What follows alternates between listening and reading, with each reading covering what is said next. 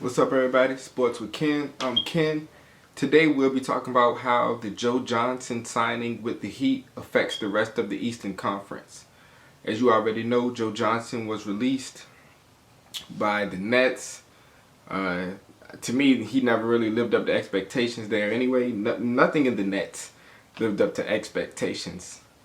They're just, I don't know, they're the Nets. But he's 34 now. He's averaging about 11 points a game, 40% shooting. I think he may be hitting 37% on threes, but he's 34. Big swing player, big wing player. 6'4". But at 34, what is he really bringing to the Heat that would make us look at them differently? Besides size, I didn't watch a lot of Joe Johnson this year. I didn't watch the Nets. I'm sorry.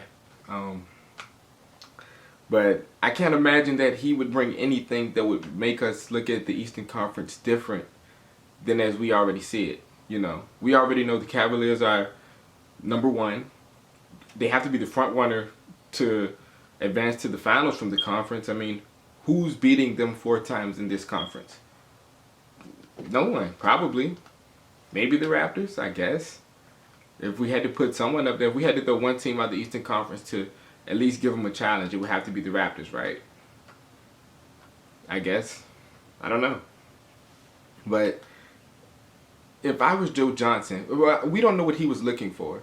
I read a story on ESPN that said he had a connection with the players and the organization, and that's why he wanted to, sign with them. But, at 34, if you're Joe Johnson, I thought you should be thinking about contending, wouldn't you? Like, if you were a 34-year-old player, you buy yourself out your contract, they give you a buyout, you can leave. Why wouldn't you sign with a contender? Spurs, Oklahoma City, maybe the Cavs. I heard the Cavs are interested. Why would you go to the Heat? What do you think you're adding to that squad that would allow you to go through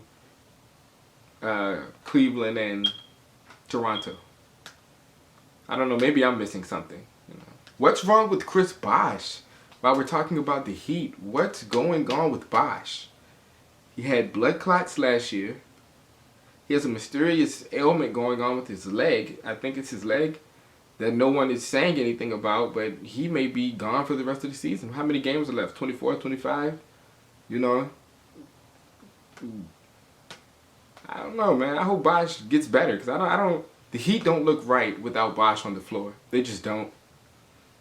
I think after LeBron left, he was the one that's going to carry the load, carry the torch as the best player, and, he's had injuries. The whole Heat team has had injuries. So I understand their want of Joe Johnson, but I don't understand Joe Johnson's want of them. You got to give me some more than connection. I think him in Oklahoma City would have been a very interesting combination. They're already really long and athletic. At 34, Joe's, he's not young, but Joe still got size. That 6'7", still going to be 6'7", man. So, it is. And if he's hitting 37 on threes, he could just be a spot-up shooter. He's not going to be asked to carry the offensive load in Oklahoma City.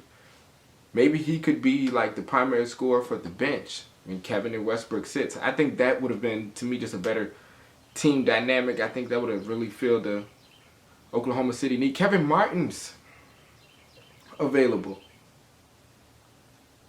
But I don't think that worked last time. But he's available, shooting.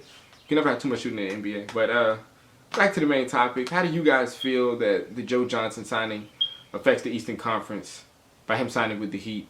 I personally feel it's not going to make a huge difference in the grand scheme of things. They're done. He's done, probably, for signing with him. He's done, officially done now. I don't know. Maybe they know something we don't know. I don't know. But this is Sports with Ken. I'm out.